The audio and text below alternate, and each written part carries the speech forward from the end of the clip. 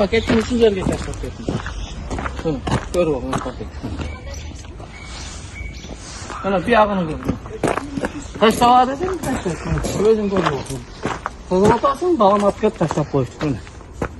O'zing ko'rib ol. Men olingan deydi. Mana ko'r, o'zing ko'rib ol. Biz aytsak, men aytib, javob ko'rinib bitdi negizi, chinchini aytaymi. Tartibga ol, biroq damkom menen kvartalboshchilar bor. Tartibga chaqirib, qaysi subботник qilsa, tozalik saqtaladi. Aytaversen көйгөй көп. Көйгөйдүн биринчи маселеси, биринчи маселе тазалык кызматкерлери Баткен шаарын тазалаганда таза болбойт. Бул боюнча коомчулук дагы биргеликте иш алып барсак, Баткен шаарын тазаласа болот да. Коомчулук, мисалы үчүн коомчулук деген сөйлө Ургазиев, Мурат Салиховден көчөлөрүбүз бар, Центральный 4 эле 5 эле көчөбүз бар. Ошо көчөлөрдөгү тургундар, шаардын тургундары дагы үйүнүн алдыларыны, коммерциялык түйүндөрдүн алдыны тазаласа, тазалаган таштандыны, топтогон таштандыны алып кетебиз. Тазалыкта 10.680 абонент бар. Аларга болгону 16 жумушчу кызмат кылат. Алардын 3-өө административдик жетекчиликте, 6 шыпыруучу, 1 күзөтчү жана 6 жүктөөчү.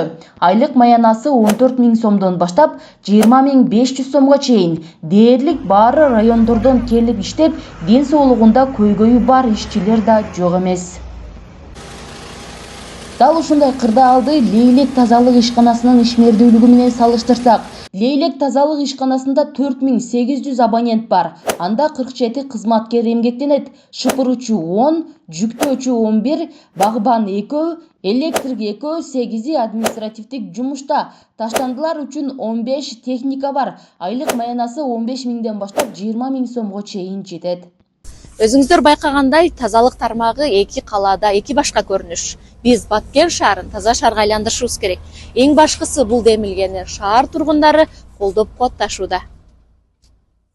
Мен кечээ күнү басып жүрүп, көчөлөргө суу машиналар суу чачып турса жакшы болот эле. Ай, мына Баткен чаңго. Үйгө баргычың сапошкан, кара сапошкан ак болуп калат. Ал көчөлөр кеңейип калыптыр, мына кара жакшы болуп да. Башкалар жакшы жүрүп атат. Сен ак болсоң, мен ак болсом, коом да таза болот деген улуу инсандын акыл экенин унутпайлы.